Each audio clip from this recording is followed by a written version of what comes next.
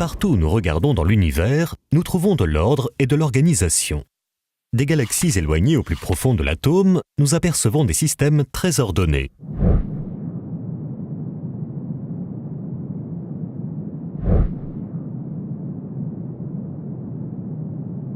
Et d'une manière générale, notre bon sens et notre saine nature reconnaissent que des systèmes ordonnés ne proviennent pas du hasard. Par exemple, dans notre vie de tous les jours, nous rencontrons ce genre de systèmes tout autour de nous. Les systèmes ferroviaires, les systèmes électriques, les systèmes électroniques, les systèmes d'éclairage, ainsi que les systèmes de tuyauterie constituent quelques exemples parmi tant d'autres. L'idée que tous ces systèmes se seraient créés par hasard ne viendrait même pas nous traverser l'esprit. Car, confronté à l'organisation complexe qui domine dans tous ces systèmes, notre raison reconnaît naturellement que le hasard ne peut pas être impliqué. Alors, n'est-il pas raisonnable de penser la même chose d'un système aussi ordonné que l'univers? Prenez un tas de planchettes Kapla par exemple, et lancez-les vers le sol. Pensez-vous pouvoir obtenir par hasard une organisation bien structurée?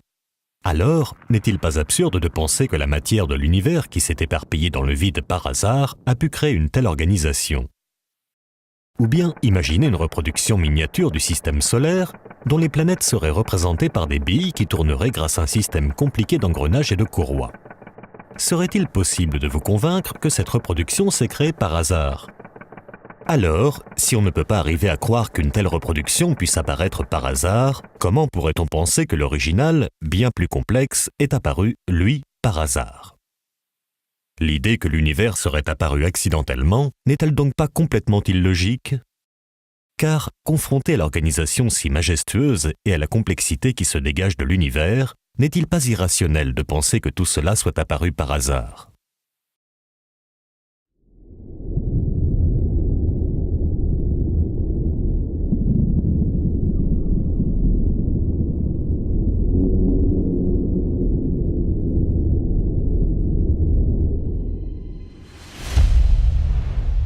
Toute espèce vivante est composée de milliards de cellules environ 1000 fois plus petites que les dernières phalanges de votre main.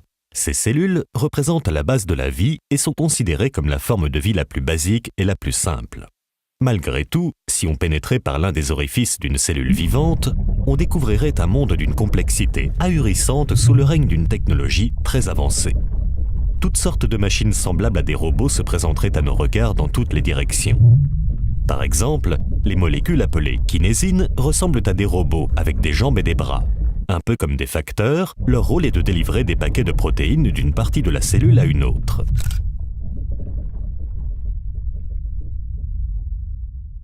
Selon une récente étude, ces molécules seraient plus complexes que n'importe quelle nanotechnologie créée jusqu'à aujourd'hui par l'être humain et se déplaceraient à une vitesse de 8 nanomètres par seconde. Cette vitesse correspond à notre échelle à la vitesse du jet supersonique Faust qui vient récemment de dépasser le mur du son.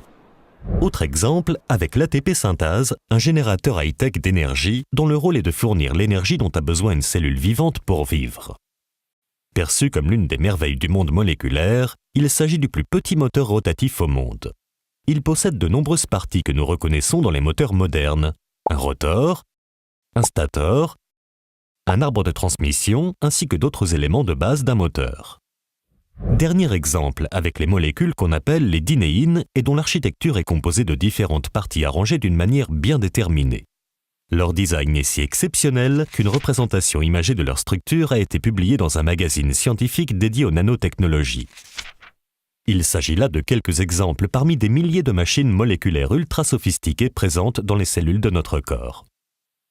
Est-ce raisonnable alors de penser que toutes ces différentes machines cellulaires d'une très grande complexité qui accomplissent des fonctions intelligentes se soient créées par un simple hasard?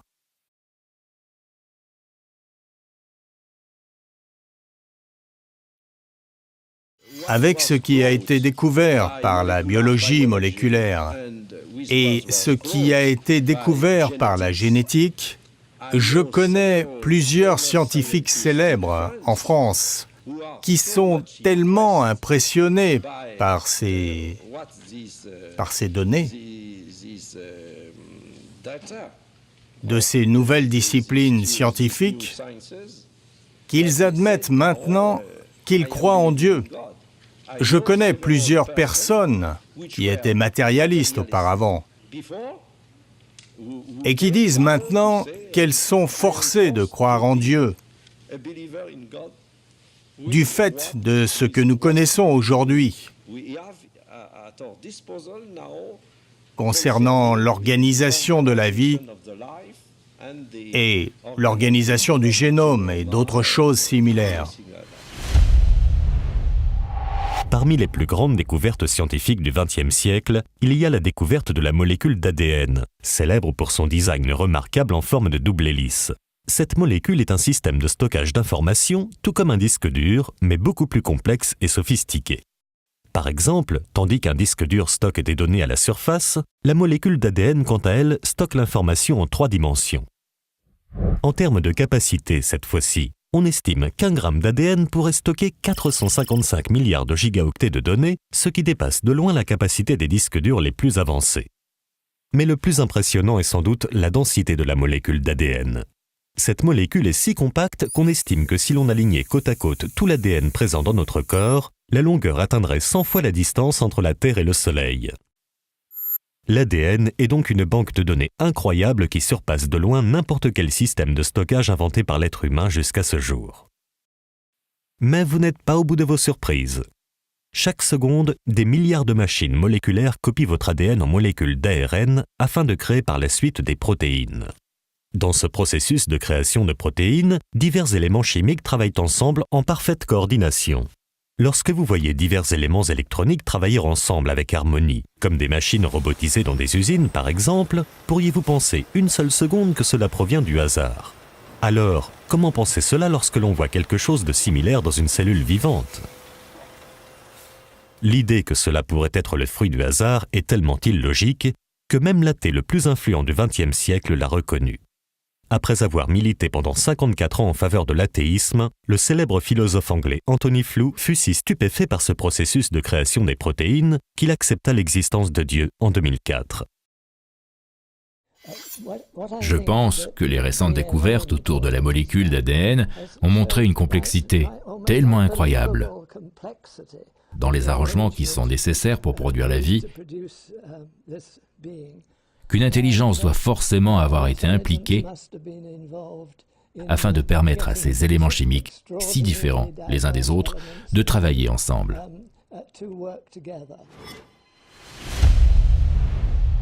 La raison humaine reconnaît de manière innée que toute création suppose l'existence d'un créateur. Notre bon sens et notre saine nature reconnaissent que derrière l'existence d'un design se trouve forcément un designer. Par exemple, lorsque l'on regarde une peinture, on en déduit logiquement l'existence d'un peintre. Lorsque l'on regarde un bâtiment, on en déduit logiquement l'existence d'un architecte. Lorsque l'on regarde une montre, on en déduit logiquement l'existence d'un horloger. Alors, lorsque l'on regarde la création autour de nous, n'est-il pas raisonnable d'en déduire l'existence d'un créateur ?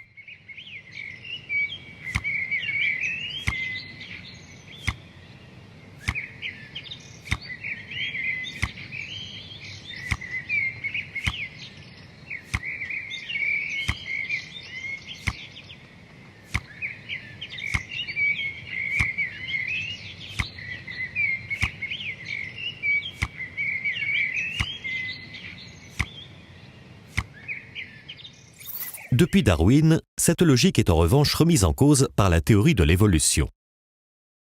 Au XIXe siècle, le biologiste Charles Darwin avait émis l'hypothèse que les formes qui existent partout dans la nature pouvaient s'expliquer de manière naturelle sans faire appel à l'idée d'un créateur.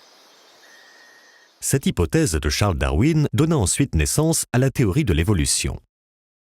Selon cette théorie, tous les êtres vivants auraient évolué petit à petit, avec le temps, par de petites modifications successives, à l'aide de 2 mécanismes naturels: les mutations génétiques et la sélection naturelle. Aucun créateur ne serait donc à l'origine des espèces vivantes, car ces 2 mécanismes auraient le pouvoir de faire évoluer une espèce vers une autre. Alors, est-ce raisonnable de penser cela ? La sélection naturelle est un processus simple qui stipule que les êtres vivants qui s'adaptent le mieux aux conditions naturelles de leur environnement vaincront et survivront, tandis que ceux qui n'y arrivent pas disparaîtront. Autrement dit, selon la théorie de l'évolution, La nature sélectionne naturellement les espèces les plus adaptées à leur environnement pour les faire survivre et sélectionne naturellement les espèces les moins adaptées à leur environnement pour les faire disparaître. Par exemple, si une gazelle court plus vite qu'une autre, elle échappera plus facilement à un guépard et aura plus de possibilités de survivre car elle aura été plus adaptée à son environnement. C'est ce qu'on appelle la survie du plus apte. Néanmoins, au fil du temps, il restera seulement des gazelles qui courent plus vite et aucune nouvelle espèce n'apparaîtra. Car le fait que des gazelles qui courent plus vite que d'autres survivent parce qu'elles sont plus adaptées à leur environnement ne va pas les faire évoluer vers une autre espèce. Conscient de cela, Darwin avoua lui-même dans une lettre que la sélection naturelle toute seule n'avait aucun pouvoir de faire évoluer une espèce vers une autre. Darwin lui-même, dans une lettre conservée à la Bibliothèque nationale d'Angleterre à Londres, une lettre dont je possède d'ailleurs une photocopie, Darwin a déclaré très clairement qu'il était conscient d'avoir échoué à expliquer l'évolution. Je cite Darwin.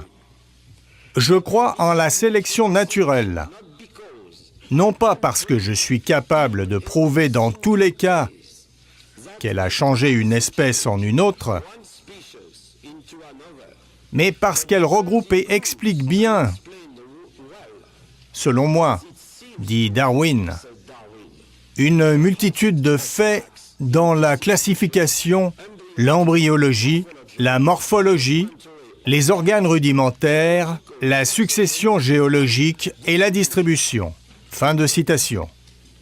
De cette façon, Darwin a avoué que l'évolution ne pouvait pas être expliquée par sa théorie.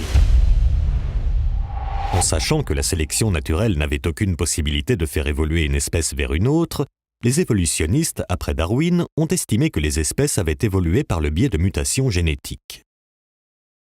Les mutations génétiques sont des altérations de certaines régions de l'ADN qui surviennent par exemple à cause de rayons X ou de radiations atomiques.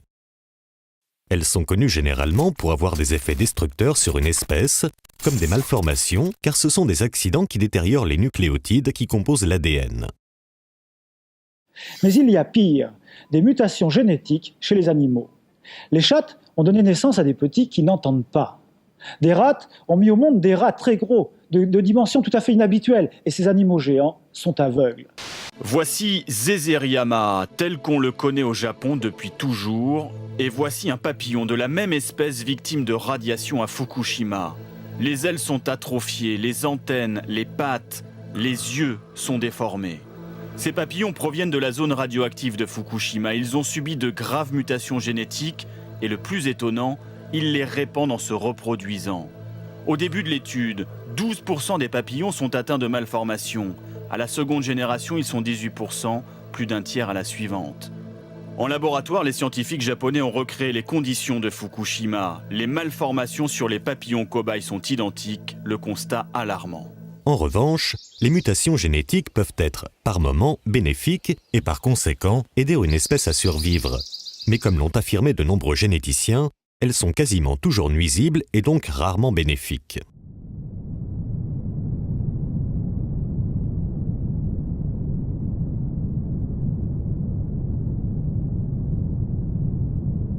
En effet, la plupart des mutations produisent des anomalies,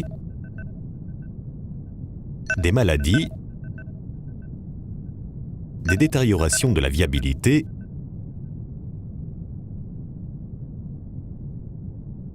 et des monstruosités.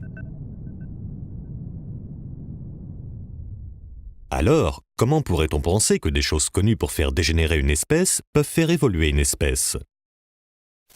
Les mutations génétiques sont aussi définies comme des changements aléatoires qui surviennent dans la structure des gènes. Et dans notre vie de tous les jours, nous reconnaissons naturellement qu'un changement aléatoire dans une structure ordonnée ne peut pas avoir un effet positif. Par exemple, si un changement aléatoire survenait dans un bâtiment suite à un tremblement de terre, y aurait-il une amélioration ou une évolution dans la structure du bâtiment ? Alors, comment un esprit rationnel pourrait-il penser que des changements aléatoires comme les mutations génétiques auraient pu être la cause de l'évolution des espèces ? Dans un célèbre manuel scolaire de biologie, il est d'ailleurs dit, au sujet des mutations génétiques, « un changement aléatoire n'est pas susceptible d'améliorer le génome, pas plus que tirer une balle aveuglément sur le capot d'une voiture n'est susceptible d'améliorer les performances du moteur.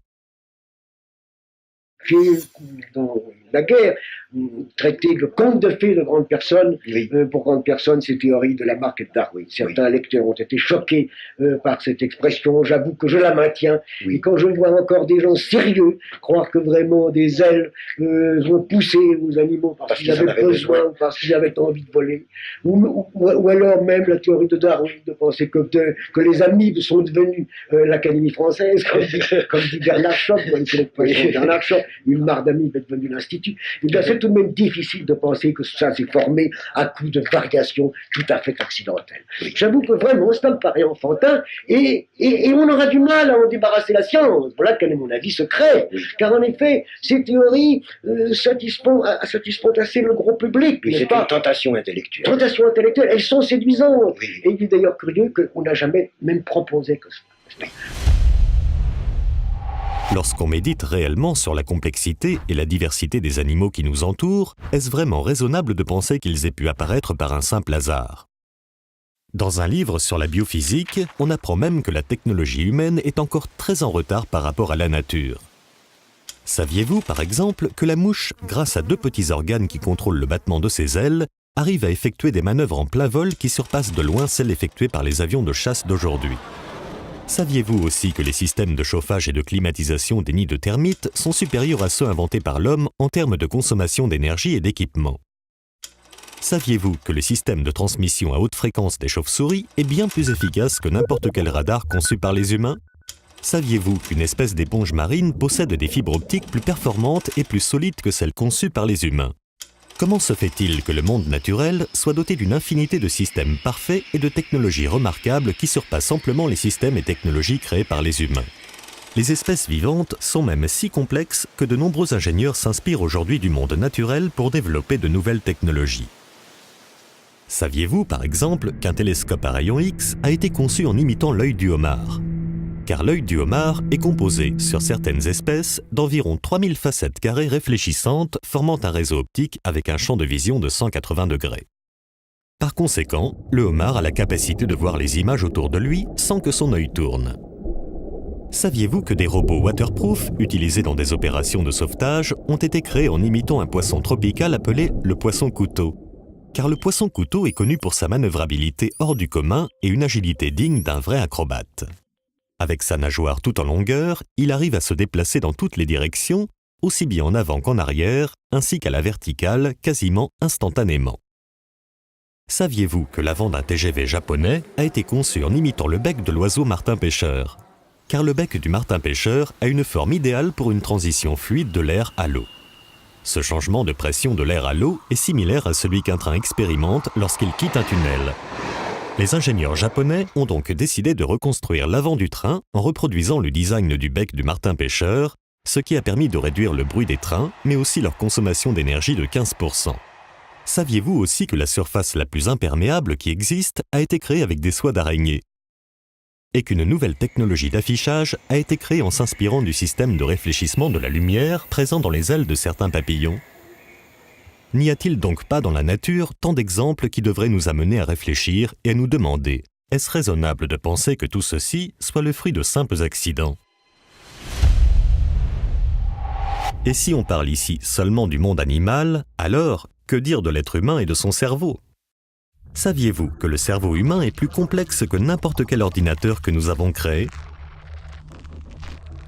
On nous présente, et on a bien raison de nous présenter par exemple le LEM, vous savez, qui arrive sur la Lune avec un ordinateur qui lui permet de calculer la distance qu'il sépare de la surface de la Lune, grâce auquel il va ralentir sa vitesse petit à petit jusqu'à ce qu'il arrive à la surface du sol lunaire en faisant quasiment du surplace, n'est-ce pas?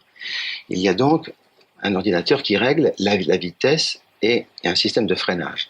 Il y a aussi un système directionnel, parce que si l'objectif qui est visé ici, si le LEM s'en écarte, il va y avoir des petites fusées latérales qui vont rétablir le mouvement. C'est une merveille. Mais nous qui faisons ça, nous avons à notre disposition cet ordinateur qui nous permet de régler la vitesse pour nous arrêter juste au but, qui nous permet de régler la direction pour ne pas nous écarter de la direction. Et ça, c'est un geste extrêmement simple. Mais nous faisons des choses terriblement compliquées à chaque instant et qui changent tout le temps. La complexité du cerveau et de certains membres du corps humain constitue sans doute l'une des objections les plus sérieuses à la théorie de l'évolution. Si sérieuse que même le cofondateur lui-même de la théorie de l'évolution le reconnaît. Son nom, Alfred Russel Wallace, le cofondateur de la théorie de l'évolution avec Darwin. 10 ans après la publication de l'origine des espèces, Alfred Russel Wallace déclara dans l'un des plus célèbres journaux anglais « Ni la sélection naturelle, ni la théorie générale de l'évolution ne permettent d'expliquer quoi que ce soit sur l'origine de la vie sensationnelle et consciente. » Mais on peut même aller plus loin et affirmer qu'il existe des caractéristiques purement physiques de la race humaine qui ne peuvent pas être expliquées par le biais de la théorie de l'évolution et la survie du plus apte.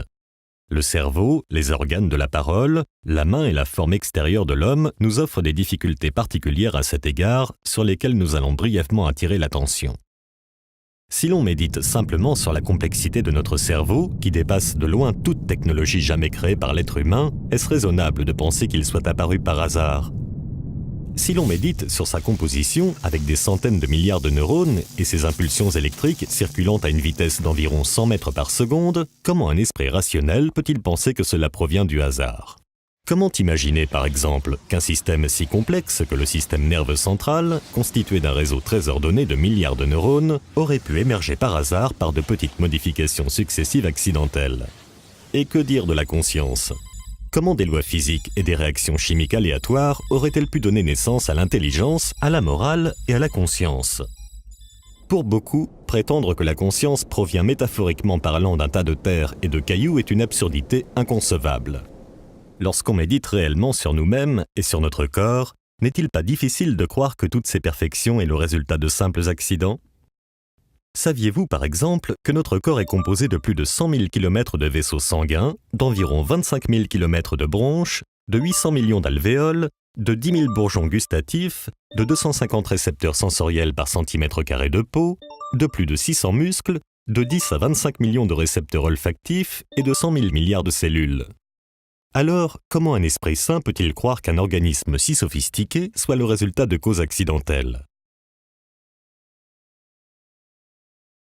Moi, je ne peux pas arriver à penser que par une série de petites mutations fortuites, les êtres les plus compliqués, les êtres supérieurs se sont formés. Remarquez, le problème est peut-être moins affolant pour un botaniste que pour un biologiste. Mais il l'est encore davantage. À vous trouver. J'ai l'impression quand même qu'il est moins terrible de se demander comment s'est formé un chêne ou un sapin que de se demander comment s'est formé un homme. Oui, peut-être. Tout de même. Mais le malheur, c'est que nous n'étions pas là, n'est-ce pas ? Pas là, c'est ça. Mais justement, ça m'intéresse beaucoup de prendre contact avec un botaniste. Est-ce que pour lui, le problème est aussi angoissant ? Le problème est aussi angoissant. Le problème problème est est aussi angoissant, mais peut-être est-il plus spéculatif, plus théorique quand même. Tout de même, vous avez les formes supérieures des végétaux, oui. Mais vous n'avez pas ce terrible, je pense, ce mot terrible, ce terrible aboutissement du cerveau humain et de la pensée, n'est-ce pas ? Oui, bien sûr. C'est le problème plus dramatique. Oui. Sauf que chez vous, le problème est moins dramatique quand même. Peut-être parce que des champignons, des végétaux aussi primitifs que les champignons, par exemple, posent moins de problèmes. Moins de problèmes. Des oui. Animaux qui sont doués d'un organisme extraordinairement différencié. Oui. Le passage du champignon quand même au chêne oui. Doit être quand même pour vous moins effrayant que le passage d'un ver de terre à l'homme. Je ne sais pas. Non, vous ne le savez pas. Je ne sais pas. Je ne sais pas, c'est aussi incompréhensible. C'est incompréhensible. C'est aussi incompréhensible. J'aime bien ce mot car c'est vraiment pour l'instant ma conclusion. Aujourd'hui, en France, il est communément accepté que la théorie de l'évolution est un fait scientifique prouvé et que seuls les ignorants la rejettent. Pourquoi ? Car la théorie de l'évolution est aujourd'hui la théorie dominante et officielle au sein de la science pour expliquer l'origine de la vie. Par conséquent, tous les manuels scolaires, les publications scientifiques, ainsi que les programmes scientifiques télévisés sont rédigés par les partisans de la théorie. Du coup, beaucoup de personnes pensent que cette théorie est un fait scientifique prouvé et que la remettre en question relève de l'ignorance ou de l'intégrisme religieux. Néanmoins, ce que la majeure partie de la population ne sait pas, c'est que si la théorie de l'évolution reste aujourd'hui la théorie officielle au sein de la science, ce n'est pas parce que les preuves scientifiques sont abondantes à son sujet ou bien parce qu'elle a été prouvée par des preuves logiques et cohérentes. Au contraire, Si cette théorie est acceptée de manière universelle au sein de la communauté scientifique, c'est simplement parce que la seule alternative pour expliquer l'origine de la vie est l'idée d'une création surnaturelle et que la science ne peut pas l'accepter. En effet, la science aujourd'hui, pour expliquer l'origine de la création, accepte uniquement des hypothèses naturelles qui peuvent être testées et observées dans un laboratoire. Dans un manuel publié par l'Académie nationale des sciences américaines, on peut lire « Parce que la science est limitée à expliquer le monde naturel au moyen de processus naturels, elle ne peut pas invoquer des causes surnaturelles dans ses explications. Les scientifiques sont donc contraints à interpréter les données d'une certaine façon et ne peuvent en aucun cas évoquer des causes surnaturelles pour expliquer l'origine de la création. Donc, étant donné que la théorie de l'évolution est la seule explication naturelle possible concernant l'origine de la vie, alors toutes les données scientifiques vont nécessairement être interprétées suivant le scénario de l'évolution. Prenons un exemple avec les similitudes physiques entre l'être humain et le singe. Étant donné que les scientifiques n'ont pas d'autre choix que d'interpréter ces similitudes en utilisant la théorie de l'évolution, ils interprètent ces ressemblances physiques en disant que nous descendons du singe. Néanmoins, il existe une autre interprétation tout aussi acceptable, voire même beaucoup plus logique selon certains, qui est de dire qu'il existe un créateur commun. Prenons par exemple une Porsche 356 et le premier modèle de la voiture coccinelle de Volkswagen. Elles ont toutes les deux un moteur à 4 cylindres, une suspension indépendante, 2 portes, un coffre à l'avant et beaucoup d'autres similitudes. Alors, pourquoi ces deux voitures ont-elles tant de similitudes ? Parce qu'elles avaient le même créateur, qui était l'ingénieur automobile Ferdinand Porsche. Alors, si un constructeur automobile utilise couramment les mêmes parties dans des voitures différentes, pourquoi être surpris si le créateur de la vie a utilisé la même biochimie et les mêmes structures dans de nombreuses créatures différentes ? Donc, lorsqu'on voit des similitudes entre les êtres vivants, et notamment entre l'homme et le singe, pourquoi cela impliquerait-il forcément une descendance commune et pas un créateur commun ? La réponse, encore une fois, est simplement que les scientifiques sont contraints d'interpréter les données scientifiques selon la théorie de l'évolution. Du coup, les données scientifiques vont nécessairement toujours prouver d'une façon ou d'une autre la théorie de l'évolution, raison de plus pour laquelle beaucoup de gens pensent que cette théorie a été scientifiquement prouvée. Les données scientifiques ne réfutent donc pas l'hypothèse d'un créateur, mais c'est uniquement l'interprétation qu'on fait de ces données scientifiques qui semble contredire l'idée d'un créateur. Et si une création divine n'est jamais mentionnée comme explication possible de l'origine de la vie, c'est simplement parce qu'elle n'est pas naturelle et non pas parce qu'elle est fausse. Le scientifique Scott Todd confirme cela dans l'un des plus prestigieux magazines scientifiques. Même si toutes les données pointent vers un designer intelligent, une telle hypothèse est exclue de la science car elle n'est pas naturelle. L'hypothèse d'une création divine est donc automatiquement exclue de la science, même s'il s'agit de la meilleure explication, tout simplement parce que cette hypothèse n'est pas naturelle. C'est malheureux à dire, mais la science, de nos jours, pour expliquer l'origine de la vie, cesse donc d'être à la recherche de la vérité, car elle est devenue esclave de la doctrine du naturalisme et du matérialisme. En résumé, si la théorie de l'évolution reste aujourd'hui la théorie officielle au sein de la science, c'est uniquement parce que c'est la seule explication naturelle possible concernant l'origine de la vie et non pas parce qu'elle a été prouvée scientifiquement. Et pour preuve, nous allons voir que cette théorie est loin d'avoir été prouvée scientifiquement. Et vous n'êtes pas au bout de vos surprises.